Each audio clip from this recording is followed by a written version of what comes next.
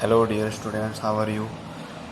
तो जैसा कि हम लोगों ने पिछले वीडियो में मैग्नीशियम ऑक्साइड का केस पढ़ा था, ये एक्टिविटी पढ़ी थी कि इसमें मैग्नीशियम रिबन को जब हीट करते हैं तो वाइट एश बनता है, जो अल्टीमेटली क्या है, एक नया कंपाउंड, एक नया केमिकल बनता है, जिसको मैग्नीशियम ऑक्साइड या MgO बोलते हैं, है ना।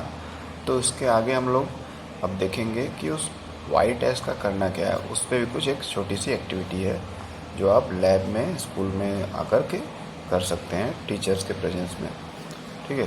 तो इसमें क्या करना है कि आप जो वाइट एश बना हुआ है, जो मैग्नीशियम रिबन को जलाया गया, तो उसके बाद जो वाइट एश बना है उसको क्या करेंगे, इकट्ठा कर लेंगे पहले तो, और एक बीकर ले लेंगे।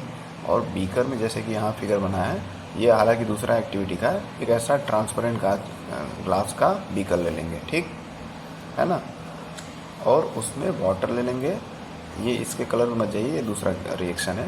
बस मैं बोल रहा हूँ कि इस तरह का एक ग्लास का जार या बीकर ले लेंगे, उसमें वाइट एश डाल देंगे और वाटर ले लेंगे और उसको घोल देंगे, ठीक।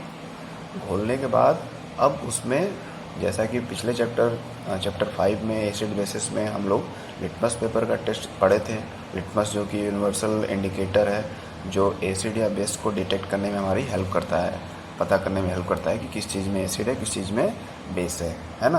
तो इसका सोल्यूशन वाइट है, उसका हम लोग वाटर में मिला दिए और बारी बारी से ब्लू लिटमस पेपर और रेड लिटमस पेपर डालकर उसमें कलर क्या बन रहा है, क्या ऑब्जर्व हो रहा है, क्या चेंजेस हो रहे हैं, उसको हम लोग देखेंगे, ठीक।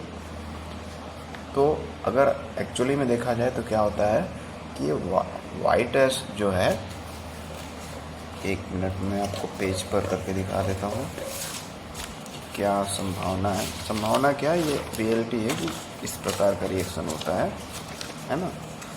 तो उसको देखते हैं हम लोग, समझते हैं पहले। जैसा कि मान लेते हैं यहाँ पर कि जो वाइट एश है वो क्या है, मैग्नीशियम ऑक्साइड है, हाँ। और उसको वाटर में हम लोग यानी H2O में डिजॉल्व कर दिए, ठीक। तो वो क्या बना देगा, MgOH होल ट्वाइस, एक नया केमिकल बना देगा, ठीक ना। इसको मैग्नीशियम हाइड्रोक्साइड बोलते हैं, मैग्नीशियम हाइड्रोक्साइड, ठीक ना। मैग्नीशियम हाइड्रोक्साइड बोलते हैं इस जो नया केमिकल ये बना है इसको। यानी जो वाइट एश को यानी मैग्नीशियम ऑक्साइड को पानी में बोलते हैं तो मैग्नीशियम हाइड्रोक्साइड बनता है। और एसिड बेस के चैप्टर में आप पढ़े होंगे कि जो मैग्नीशियम हाइड्रोक्साइड होता है इसको मिल्क ऑफ मैग्नीशिया भी बोलते हैं, है ना, जो एंटा एसिड में यूज किया जाता है। एंटा एसिड का मतलब जो एसिड के अगेंस्ट काम करे। तो एसिड के अगेंस्ट कौन सा काम करता है केमिकल, बेस, ठीक ना। तो यानी ये क्या है, एक बेस है, ठीक। अब ये अगर बेस है तो यहाँ पर जो टेस्ट हो रहा है लिटमस पेपर का, तो क्या ये ब्लू लिटमस पेपर को रेड करेगा, नहीं करेगा, क्योंकि ब्लू से रेड कब होता है, जब सोल्यूशन क्या हो, एसिडिक हो। और ये तो जो सोल्यूशन बन रहा है वो कैसा हो रहा है, जैसा हम लोगों ने अभी समझा, बेसिक बन रहा है ना। तो इस केस में क्या होगा कि रेड लिटमस पेपर अगर डालेंगे इसके सोल्यूशन में तो वो किस कलर में चले जाएगा, ब्लू में, जो क्लियरली इंडिकेट करेगा कि जो नया हमारा सोल्यूशन बना है, केमिकल बना है, ये बेसिक नेचर का है, बेस बना है, ठीक। तो इस तरह से हम लोग ये जो वाइट एश बना है इसका भी नेचर बता सकते हैं कि किस तरह की केमिकल नेचर का है, एसिडिक है कि बेसिक है, ठीक। इसी तरह और भी कोई एक्टिविटी करेंगे तो उसमें भी जो नया केमिकल कंपाउंड बनता है, इसके अलावा मैग्नीशियम रिबन का भी हम लोग समझ रहे हैं, इसके अलावा भी अगर कोई केमिकल का हम लोग इसी तरह से एक्टिविटी करते हैं और कुछ नया केमिकल बनता है तो उसको भी हम लोग लिटमस पेपर की हेल्प से चेक कर सकते हैं कि वो एसिडिक बना है नया कंपाउंड कि बेसिक, ठीक। तो ये काफ़ी इजी और अच्छा सा छोटा सा एक्टिविटी था। इसके लिए आपको लिटमस पेपर होना चाहिए, जैसा कि आपके स्कूल के लैब में मिल जाएगा, ठीक। अब क्या है, अब आगे देखते हैं एक्टिविटी 6.7। एक्टिविटी 6.7, ठीक ना, to be demonstrated by the teacher. ये पिछले भी एक्टिविटी में आपको बोला गया था कि डिमॉन्स्ट्रेटेड बाय द टीचर, यानी टीचर ही करेगा, आप देखेंगे उसको समझेंगे, जैसा टीचर इंस्ट्रक्शन देंगे एक्टिविटी के दौरान वैसा आपको करना है, ठीक। तो यहाँ भी 6.7 में इसमें क्या करना है कि आप यहाँ फिगर देख रहे होंगे कि इसमें एक हम लोगों को क्या लेना है, दो कांच, दो नहीं एक ही लेना है, बीकर लेना है, कांच का बना हुआ ग्लास का बीकर, ग्लास शेप का होता है। तो ये बीकर ले लिए और उसमें 2 teaspoon copper sulphate, blue vitriol बोलते हैं, ये ब्लू कलर का एक कॉपर का कंपाउंड होता है, केमिकल होता है, उसको टीस्पून 2 टीस्पून लेंगे, 2 चम्मच भर के इसमें डाल देंगे और फिर आधा कप पानी इसमें डाल देंगे, उसको मिक्स कर देंगे, ठीक है, शेक करके मिक्स कर देंगे तो ब्लू कलर का सलूशन बन जाएगा। फिर उसमें 1-2 बूंद सल्फ्यूरिक एसिड यानी थोड़ा सा एसिड डाल देंगे ताकि वो इजीली डिजॉल्व हो जाए, अच्छे से पूरा सलूशन बन जाए। ये ब्लू कलर का सलूशन पूरा तैयार हो जाएगा। किसका? कॉपर सल्फेट का, क्योंकि इसमें ब्लू कलर किसकी वजह से है? कॉपर सल्फेट केमिकल की वजह से है। अब क्या होगा कि अब इसमें क्या करते हैं, छोटा सा कोई ब्लेड, कोई आयरन का कोई भी चीज़ डाल सकते हैं, यहाँ तो ब्लेड दिया हुआ है। अगर आपके पास फालतू कोई ब्लेड पड़ा हुआ है जो यूजलेस हो गया है, काफ़ी यूज हो गया है, उसका शार्पनेस अगर ख़त्म हो गया है तो उसको यूज कर सकते हैं। यहाँ कोई आयरन नेल, छोटी सी पतली सी महीन सी जो आयरन की नेल आती है, जो पेज को अटैच करने के लिए आती है, स्टेपलर के जो आयरन के छोटे छोटे पीसेस होते हैं उसको भी यूज कर सकते हैं। तो कोई भी आयरन का छोटा सा पीस लेंगे और उसको इसमें डाल देंगे, इस ब्लू कॉपर सल्फेट सलूशन में, जिसमें पानी और कॉपर सल्फेट मिक्स है और थोड़ा सा एसिड डाला गया है। तो कुछ देर बाद या कुछ घंटों बाद, मतलब 1-2 घंटे बाद या कुछ मिनटों में, 10-15 मिनट, आधे घंटे में आप थोड़ा सा देखेंगे चेंज होगा और ये जो ग्रीन कलर हो जाएगा, ये पूरा ब्लू सलूशन ग्रीन हो जाएगा, ठीक ना। अब ये कैसे हो रहा है, क्यों हो रहा है, ये हम लोग समझते हैं। हालांकि ये पूरा ग्रीन होने में काफ़ी समय लगता है, ये थोड़ा टाइम टेकिंग प्रोसेस है, तो थोड़ा सा ये समय लेगा, कुछ घंटे लेगा तब ये होगा ये। और थोड़ा सा हल्का फुल्का चेंज आपको कुछ मिनटों में या कुछ घंटों में, 1 घंटे में, आधा घंटे में दिखाई देना शुरू हो जाएगा ना। लेकिन कम्प्लीटली ग्रीन, डार्क ग्रीन अगर बन जाए सलूशन तो उसको होने के लिए थोड़ा समय लगेगा। तो ये ग्रीन क्यों हो रहा है? जैसे ही इसमें आयरन का कोई भी चीज़ डालते हैं तो क्या होता है कि आयरन जो है ये सल्फेट से रिएक्शन कर जाता है। चलिए इसको समझते हैं। आप पिछले क्लास में तो शायद नहीं पढ़े होंगे, यहाँ समझते हैं कि देखिए कॉपर सल्फेट का फार्मूला है CuSO4 जो ब्लू कलर का होता है, ठीक। और उसमें हम लोग आयरन डाल दिए। आयरन का फार्मूला हम लोग अभी पढ़े थे पिछले वीडियो में, Fe, उसको सिंबल से लिखते हैं आयरन कोई भी फॉर्म हो सकता है, कील के रूप में, ब्लेड के रूप में, कोई भी आर्टिकल, कोई भी छोटा सा पार्ट आयरन का ले सकते हैं, ठीक। अब ये क्या है कि ये एक तरह का डिस्प्लेसमेंट रिएक्शन है, ये आप आगे के क्लासेस में पढ़ेंगे, ठीक ना। अभी क्लास 8th में जाएंगे आप तो उसको बहुत अच्छे से समझेंगे। क्लास 8th में सारा आपको डिस्क्राइब किया रहेगा कि ये किस तरह का रिएक्शन है। मैं थोड़ा सा इंट्रोडक्शन आपको दे रहा हूँ कि ये कॉपर मेटल है, कॉपर मेटल के साथ ये सल्फेट बॉन्डेड है, यानी ये जुड़ा हुआ है, एक पूरा केमिकल है, ठीक। और यहाँ पे जो आयरन है, यहाँ पे जो आयरन है वो मेटल जो है कॉपर से स्ट्रॉन्ग है। ऐसा जो हम बहुत सारे मेटल जानते हैं अपनी जानकारी में, ऐसे तो बहुत सारे हमारे ब्रह्मांड में, हमारे अर्थ के सरफेस में मिनरल निकलते हैं और उसमें बहुत सारे मेटल, हर एक मेटल जो है दूसरे से स्ट्रॉन्ग होता है, कुछ स्ट्रॉन्ग होते हैं, कुछ वीक होते हैं। तो आयरन और कॉपर में, आयरन जो मेटल है वो कॉपर से स्ट्रॉन्ग है, ठीक है। तो जो स्ट्रॉन्ग मेटल रहता है, जो ज़्यादा रिएक्टिव रहता है, वो वीक वाले को हटाकर उसकी जगह ले लेता है। तो ये आयरन क्या करेगा, जब लोहे की कोई भी चीज़ डाली जाएगी कॉपर सल्फेट सलूशन में, तो ये लोहे के मॉलिक्यूल या छोटे छोटे पार्टिकल इस कॉपर को यहाँ से हटा देंगे और ये आयरन इसकी जगह ले लेगा। तो क्या बन जाएगा, आयरन सल्फेट FeSO4 और कॉपर अलग हट जाएगा, ठीक ना। तो ये जो ग्रीन कलर बन रहा है, ये पिक्चर में आप देख रहे हैं, ये ग्रीन कलर जो बन रहा है कुछ घंटों बाद, ये क्यों हो रहा है? क्योंकि कॉपर सल्फेट ब्लू कलर का होता है, लेकिन आयरन जैसे डालें तो आयरन ज़्यादा रिएक्टिव है, ज़्यादा स्ट्रॉन्ग है कॉपर से, कॉपर को हटा दिया और सल्फेट के साथ नया बॉन्ड बना लिया, नया केमिकल बना लिया। इसी आयरन सल्फेट की बनने की वजह से ही पूरा सॉल्यूशन क्या हो जाता है, ग्रीन हो जाता है। और ये कॉपर सल्फेट ओरिजिनली किस कलर का होता है, ब्लू कलर का। और ये कॉपर मेटल जो था इसमें कॉपर सल्फेट में, वो अलग हो जाता है और जो भी हम लोग आयरन का चीज़ उसमें डाले रहेंगे सलूशन में, उसके सरफेस पे चिपक जाता है। जैसे अगर आप ब्लेड डालें हैं तो ब्लेड ऐसे तो आयरन का होता है या स्टेनलेस स्टील का होता है, तो उसके सरफेस पे कॉपर का लेयर एक जम जाएगा और रेडिश कलर का हो जाएगा। ठीक, तो ये एक रिएक्शन है जिसमें भी क्या हम लोग पा रहे हैं कि ये केमिकल रिएक्शन है, केमिकल चेंज है। ठीक ना, क्योंकि इसमें नया कुछ बन रहा है, समझ गए? यहाँ पे कुछ नया ही बन रहा है, कॉपर सल्फेट से आयरन सल्फेट बन जा रहा है क्योंकि इसमें आयरन डाला गया है। और आयरन सल्फेट क्यों बन रहा है? क्योंकि iron is more reactive than copper, that's why iron is replacing copper and forming the bond with sulfate, and that leads to the change in the color of the solution from blue to green. Okay, and the remaining copper and the leftover copper is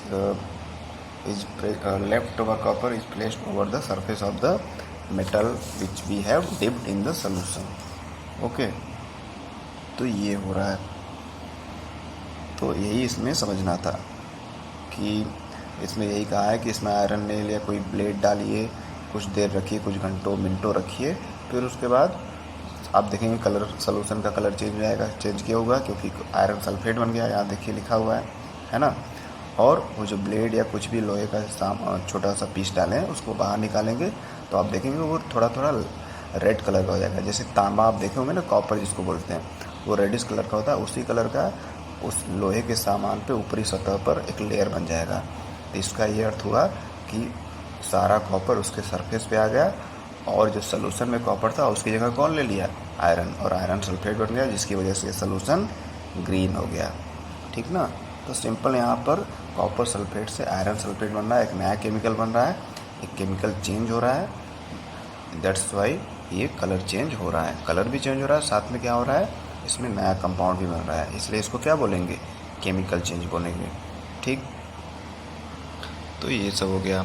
reaction मैंने आपको समझा दिया, उसी को यहाँ पर समझाया हुआ है। अब देखते हैं अगला activity 6.8। Take about a teaspoon of vinegar in a test tube, add pinch of baking soda to it. मतलब एक चम्मच विनेगर लीजिए। ठीक है, विनेगर यानी सिरका जो अचार वगैरह में डाला जाता है मुरब्बे में, जिससे वो ख़राब ना हो, इसके लिए उसको डाला जाता है। तो विनेगर मार्केट में भी आता है, नूडल्स वगैरह में भी और बहुत सारी चीज़ों में ऐड किया जाता है। तो क्या करना है कि विनेगर को एक चम्मच लेंगे, एक टेस्ट ट्यूब में ले लेंगे। टेस्ट ट्यूब आप लोग अगर नहीं देखे होंगे तो टेस्ट ट्यूब कुछ इस आकार का होता है, कांच का बना हुआ होता है। ठीक है, टेस्ट ट्यूब, एक टेस्ट ट्यूब में एक चम्मच क्या ले लेंगे? विनेगर ले लेंगे। फिर क्या करेंगे? उसमें थोड़ा सा बेकिंग सोडा डालेंगे। उसमें क्या करें? खाने वाला सोडा डालेंगे। विनेगर तो लिक्विड फॉर्म में रहता है, उसमें थोड़ा सा बेकिंग सोडा डालेंगे। You would hear a hissing sound. तो जैसे ही मान लीजिए टेस्ट ट्यूब है, इसमें हम लोग विनेगर, इसमें विनेगर है, ठीक ना, इसमें विनेगर है पहले से, और साथ में इसमें क्या डाल दिए? Baking soda. बेकिंग सोडा यानी खाने वाला सोडा जो होता है, तो जिसको डाल करके क्रिस्पी बनाया जाता है, पकौड़े या कुछ भी चीज़ें, बिस्किट वगैरह में मिलाया जाता है जिससे वो क्रिस्पी हो जाता है, नमकीन में भी मिलाया जाता है। तो वही बेकिंग सोडा क्या है, इसमें डाल देंगे तो इसमें बबल निकलेंगे, छोटे छोटे बबल। ठीक है, ये बबल निकलेंगे तो अगर यहाँ पर हम लोग कान लगाएंगे इसके माउथ के पास तो हिसिंग साउंड आएगा, हिसिंग साउंड, इस तरह का आवाज़ आएगा, धीरे धीरे आवाज़ आएगा। इसलिए हमको कान वहाँ उसके माउथ पे लगाना पड़ेगा, उसके मुंह के पास टेस्ट ट्यूब के, तब हमको सुनाई देगा हिसिंग साउंड, यानी कोई गैस बन रहा है वहाँ पे।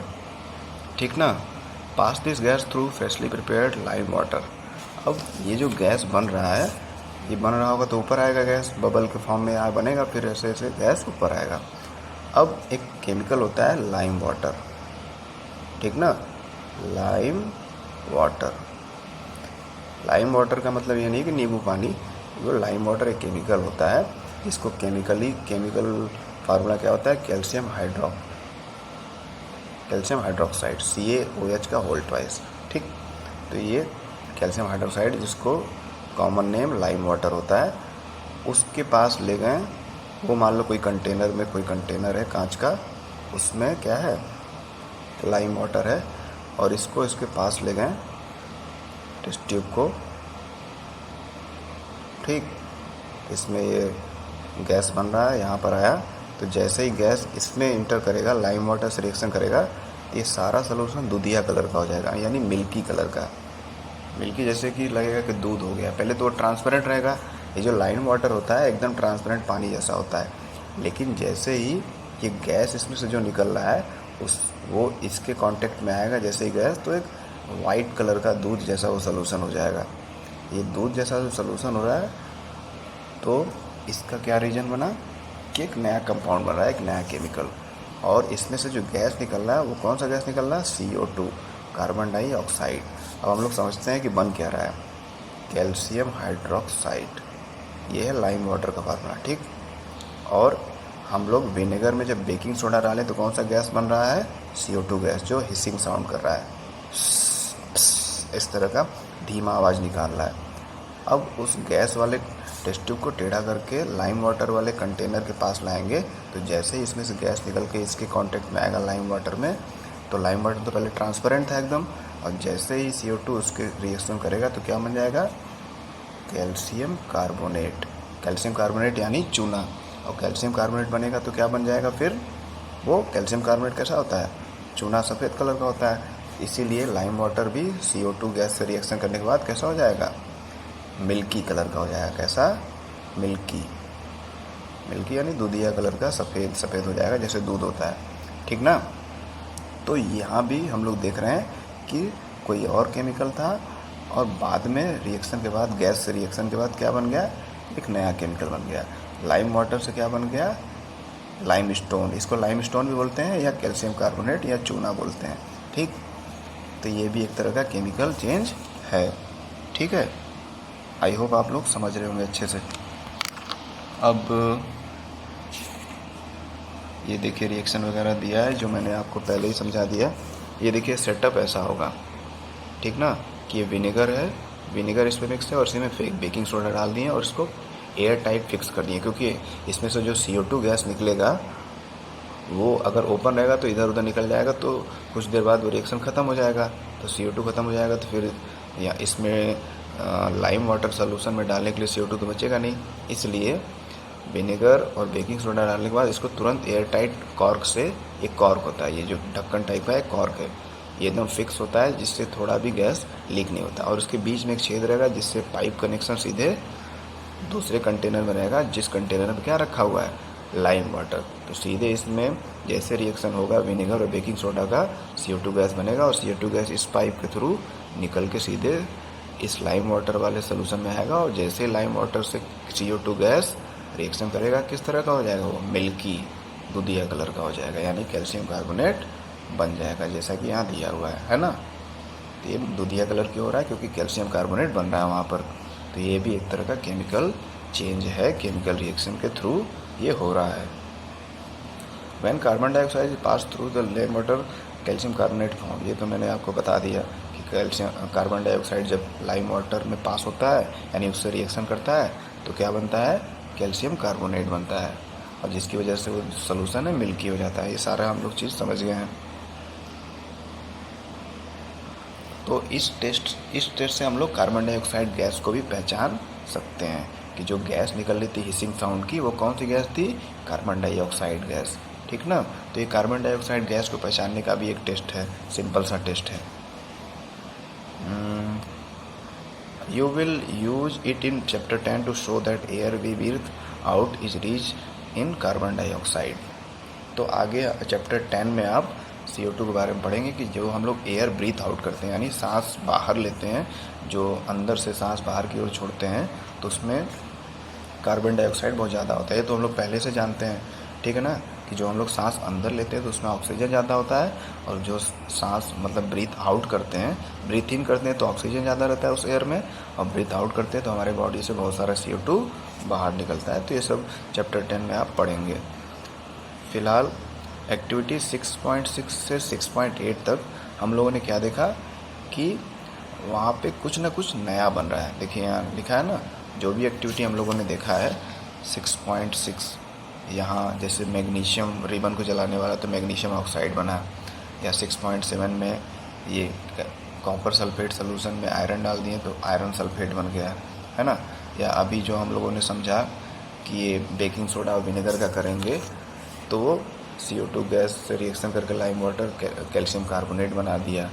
तो इस तरह से कुछ ना कुछ नया बन रहा है, ठीक। 6.6 में चलिए इसको कंक्लूजन लिख रहा है, थोड़ा समझते हैं। जो ऐश था, वाइट कलर का सफ़ेद राख था मैग्नीशियम रिबन को जलाने के बाद, वो उसको हम लोग पहचान लिए कि किस तरह के नेचर का था, बेसिक नेचर का वो पाया गया। 6.7 में कॉपर सल्फेट आयरन से रिएक्शन करके आयरन सल्फेट बना रहा था, है ना। ये भी हम लोग समझ गए। आयरन सल्फेट बनने की वजह से ही वो सोल्यूशन ग्रीन कलर का हो जाता है, स्टार्टिंग में वो ब्लू था। Both of these are new substance. तो दोनों ही हम लोग देख रहे हैं कि मैग्नीशियम जो जलने के बाद जो राख बन रहा है वो मैग्नीशियम ऑक्साइड है, और कॉपर सल्फेट आयरन को डालने के बाद आयरन सल्फेट में बदल जा रहा है, वो भी कुछ नया है। तो न्यू सब्सटेंस बन रहा है, और केमिकल चेंज में हम लोग जानते हैं कि हमेशा ही न्यू सब्सटेंस बनता है। Copper was deposited on the saving blade of the iron. तो जो भी हम लोग आयरन की चीज़ उसमें डालेंगे उस पर कॉपर का एक लेयर जम जाता है, जैसा मैंने बताया था, तभी सारा सोल्यूशन ग्रीन होगा, ठीक ना। जितना भी कॉपर उसमें सोल्यूशन में पहले था ब्लू कलर में, वो सारा जो भी लोहे की सामान हम लोग उसमें छोटी सी डालेंगे उसके ऊपर एक परत जम जाएगा कॉपर का, और बाकी जो सोल्यूशन है ग्रीन हो जाएगा क्योंकि वो आयरन सल्फेट बन जाता है। तो ये आप हम लोग देख सकते हैं। 6.8 में विनेगर का बेकिंग सोडा से रिएक्शन देखें और जैसे CO2 गैस बना, CO2 गैस फिर लाइम वाटर को मिल्की कर देता है। तो can you name the new substance formed in this reaction. ये कह रहा है कि जो नया सब्सटेंस बना है इस रिएक्शन में, उसका क्या नाम है, तो कैल्शियम कार्बोनेट, चूना जिसको बोलते हैं, है ना। तो वही बना है इसमें। A change in which one or more new substances are formed is called chemical change। यानी ऐसा चेंज जिसमें एक या एक से ज़्यादा नई चीज़ें बनती हैं, उस तरह के चेंज को हम लोग क्या बोलते हैं, chemical change. A chemical change is also called chemical reaction. Chemical change को हम लोग केमिकल रिएक्शन भी बोल सकते हैं या बोलते हैं, ठीक। समझ गए आप लोग कि केमिकल चेंज एक ऐसा चेंज है जिसमें एक से ज़्यादा चेंजेस हम लोग देख सकते हैं, एक से ज़्यादा नई चीज़ें बनती हैं, ज़रूरी नहीं कि एक ही चीज़ बने, है ना।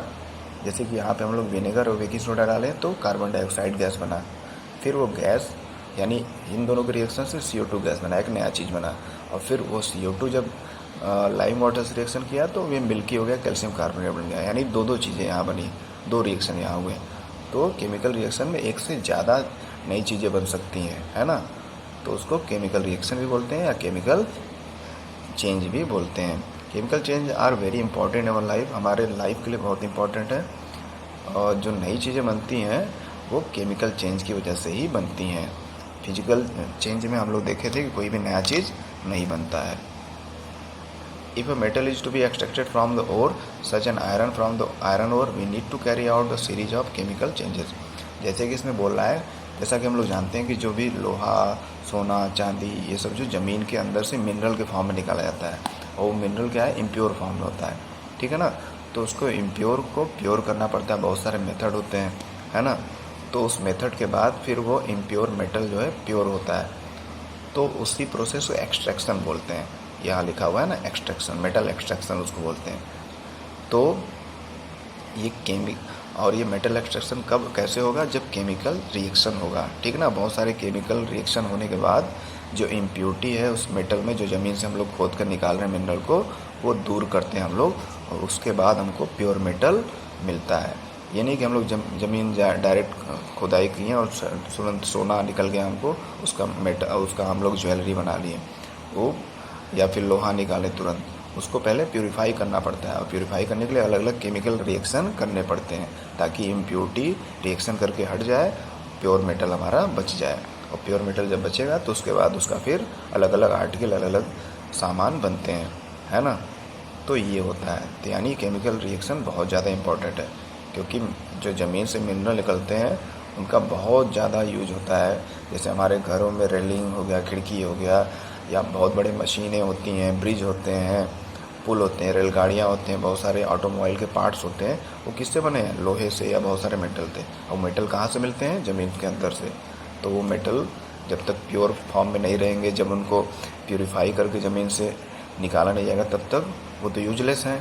तो वो सारे कैसे प्योरीफाई या सही होते हैं, उस फॉर्म में होते हैं ताकि वो यूज करने लायक हो केमिकल रिएक्शन करके, यानी उनमें भी केमिकल चेंज होता है, बहुत सारा सीरीज ऑफ केमिकल चेंज ना, बहुत सारा केमिकल रिएक्शन के बाद फिर वो यूजफुल हो जाते हैं, ठीक ना। A medicine is the end product of A chain chemical reaction. कोई भी केमिकल रिएक्शन का सबसे लास्ट प्रोडक्ट क्या होता है? मेडिसिन, दवा। लास्ट में क्या बनता है? दवा, वो भी एंड प्रोडक्ट है, ठीक है। Useful new material such as plastic, कुछ यूजफुल नए नए मटेरियल क्या हो सकते हैं, जैसे प्लास्टिक होता है, डिटर्जेंट पाउडर होता है, ये भी केमिकल रिएक्शन से बनते हैं। ऐसे हम लोग बहुत सैकड़ों एग्जाम्पल सोच सकते हैं या देख सकते हैं जो केमिकल रिएक्शन से बनते हैं, जिनका हम लोग डेली यूज करते हैं, यानी केमिकल चेंज भी बहुत ज़्यादा इंपॉर्टेंट है, ठीक ना।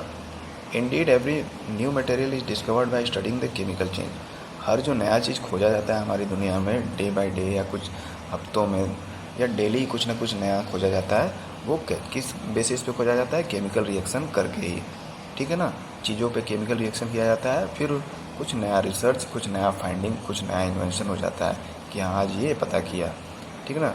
साइंटिस्ट क्या करते हैं? बहुत सारे केमिकल रिएक्शन करते रहते हैं और उसी से उनको एक नया चीज़ पता चलता रहता है। तो यानी केमिकल रिएक्शन या केमिकल चेंज बहुत ज़्यादा इम्पॉर्टेंट है। We have seen that one or more new substance are produce in a chemical change. हम लोग देख चुके हैं कि केमिकल चेंज या केमिकल रिएक्शन में एक से ज़्यादा नई नई चीज़ें बनती हैं, जबकि फिजिकल चेंज में कोई भी नया चीज़ नहीं बनता है। In addition to new product the following can accompany chemical change. उसके अलावा क्या होता है? नई चीज़ों को बनने के अलावा क्या क्या केमिकल रिएक्शन में होता है वो हम लोग देख लेते हैं। Heat, light and any other radiation, ultraviolet example में भी गिवन ऑफ और एब्जॉर्ब। यानी कि जब केमिकल रिएक्शन होता है तो कुछ नई चीज़ तो बनती है, साथ में गर्मी पैदा होती है, हीट पैदा होती है, लाइट भी प्रोड्यूस होता है, कुछ हार्मफुल रेडिएशन बनते हैं जैसे अल्ट्रा वायलेट। ये टाइप ऑफ रिएक्शन पे डिपेंड करता है कि किस तरह का रिएक्शन हम लोग कर रहे हैं, तो उसके बेसिस पे ये सब भी साइड में बन सकता है। और क्या होता है? साउंड में भी कुछ साउंड भी प्रोड्यूस होता है, जैसे हम लोग हिसिंग साउंड इसमें सुन रहे थे, गैस बना, या फिर किसी में किसी और ब्लास्ट, कोई ऐसा रिएक्शन हो जिसमें ब्लास्ट हो सकता है। तो अलग अलग तरह के रिएक्शन अलग तरह का साउंड भी प्रोड्यूस कर सकते हैं। और क्या हो सकता है? A change in smell. Chemical reaction जब हम लोग करते हैं तो स्टार्टिंग में कोई केमिकल का स्मेल अलग रहेगा, लेकिन जब रिएक्शन हो जाएगा तो कुछ नया बन जाएगा तो उसका स्मेल अलग हो जाएगा, है ना। तो ये भी देखने को मिलता है। अब कलर चेंज में टेक प्लेस।